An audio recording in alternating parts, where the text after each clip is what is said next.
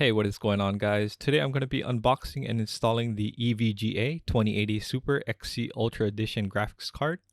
This GPU can be picked up for around $720 to $760 online or at your local retailer. Here are the specs for this GPU.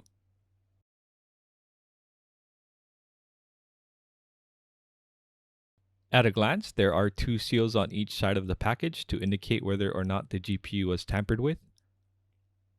With the seals cut, the top half of the package can be removed. The items inside are protected by a thick foam mold, so you shouldn't need to worry about any damages.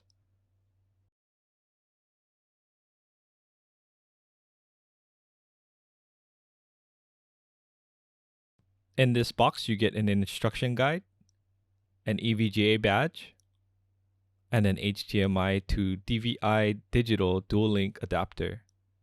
If you're still using a monitor with a DVI connector, you'll be using the supplied adapter as this GPU does not have a DVI connector on it.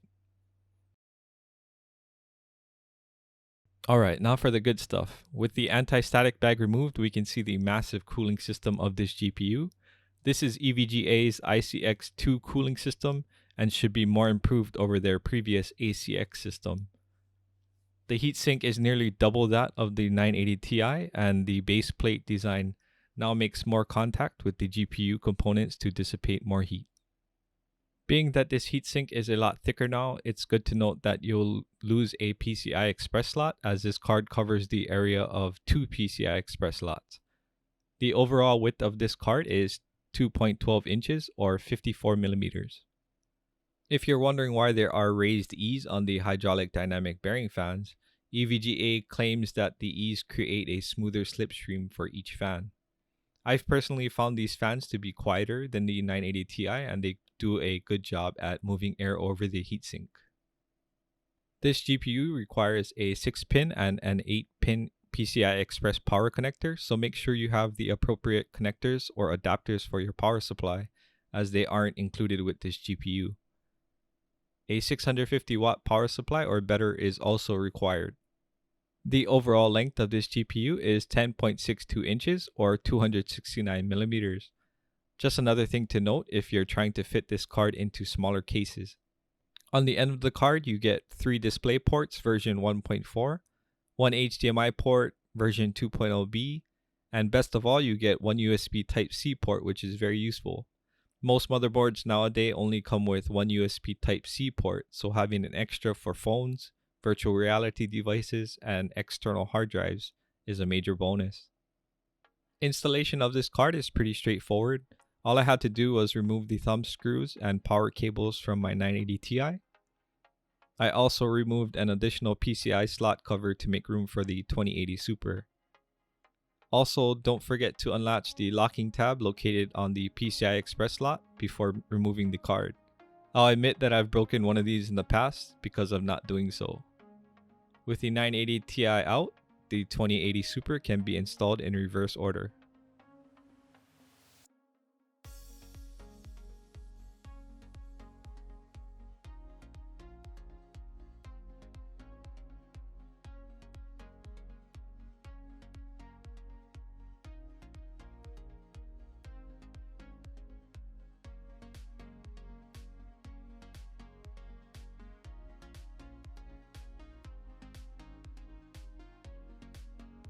It's not entirely necessary, but I used a bubble leveler to make sure the card wasn't sagging before fully tightening the thumb screws. Since the bracket of the 2080 Super spans across 3 PCI slots, you really don't have to worry about it sagging due to the extra support.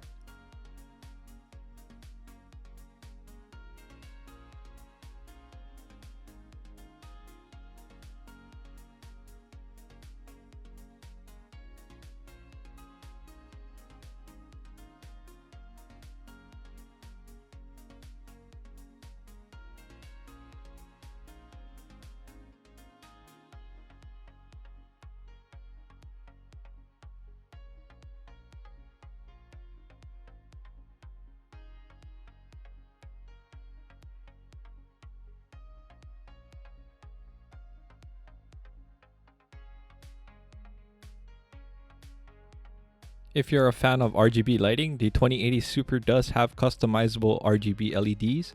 In order to change the LED colors and modes, you'll first need to download and install the Precision X1 software from EVGA's website. After installation, you may be prompted to do a firmware update.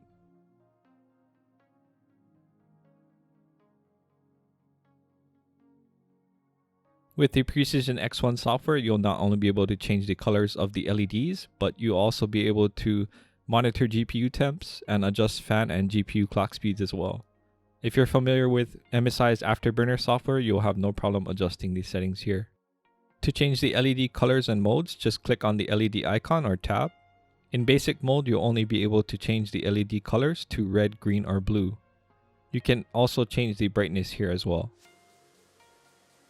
If you want to do custom colors, you'll need to click on the Advanced button. To change the color modes, just select the lighting effect you want from the drop-down box. The breathing effect allows you to choose 2 colors, and then each color will fade back and forth.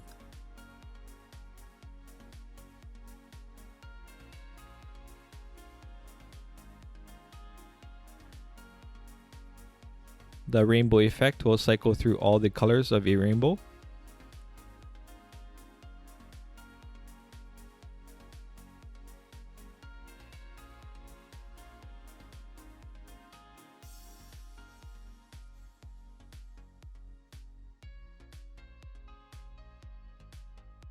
Pulse will allow you to choose 2 colors, and then each color will change back and forth like Christmas lights.